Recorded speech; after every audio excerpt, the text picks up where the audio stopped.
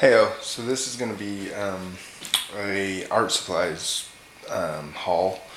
I went to this place called Center for Creative Reuse in Oakland, California, and I picked up most of this paper and this VHS of Indiana Jones. I ended up using VHS on video projects. So this paper is it's a square paper. Most of this paper I have no idea what it is because there's no markings. It's just this place, Center for Creative Reuse, just organizes the papers as best they can, but people are rummaging through it constantly, and so particularly what the paper is gets lost.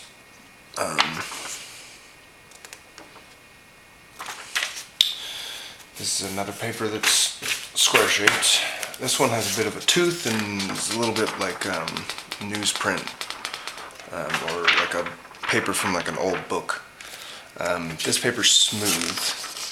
It doesn't have much of a tooth. It has some sun, some staining from the sun, this darkness on the edge, which I like. And then some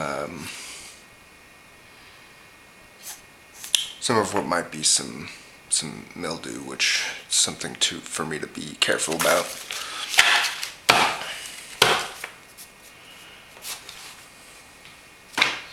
This paper it's exciting to me. It has a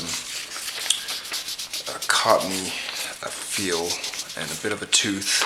Also has a bit of staining around the edges. And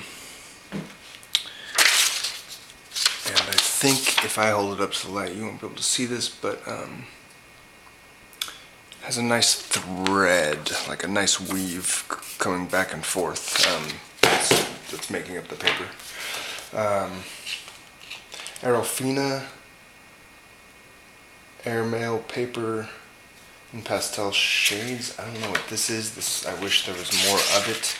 It's a real nice thin feeling paper. There's only 3 sheets in this thing.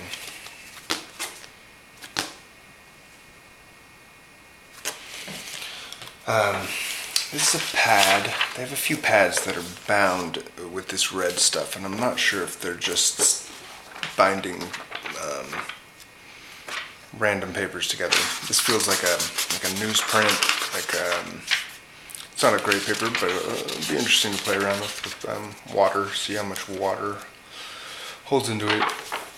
And so my plan with what I do with these papers is I pull out a few of each, and then I start playing around with ink and watercolor on them to see what the properties of the paper are, like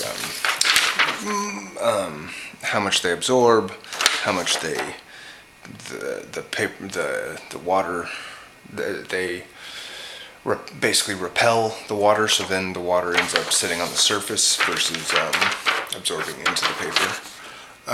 This paper, not sure if it can be seen. If there's a backlighting, you could probably see it, but it has a logo running through the weave that says hammer mill paper. I like the feel of it.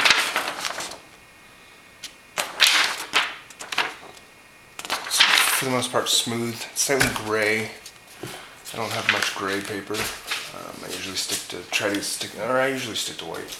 So this paper I'm excited about. They had all kinds of this paper. It's lined. Usually set up for keeping spreadsheets. A paper I had that was similar to this in the past, the ink would bleed when I would apply water to the surface of the paper, and then I liked that. The ink would bleed into the painting that I was doing, or the ink would bleed into the water and then re-solidify into shapes that are determined by where the water was. This is a very nice paper. There are only a few, or I don't know if it's very nice, but it's I like the feel. It's a little bit thick. The weave looks nice. It looks like could be cottony. Cotton. It definitely feels cottony. But there's only a few pieces. And then this is the last sheet, which is another one of these bound groups of paper. Which again, I don't know if they're doing it at Creative Reuse or not, but this looks like a drawing paper, almost like a very thin watercolor paper. So I'm excited to see how water works with this one. Anyway, so that's it. Thank you very much for watching, and I think I will probably somehow figure out a way to video record my experiments with these papers. And yeah, thank you again. Bye.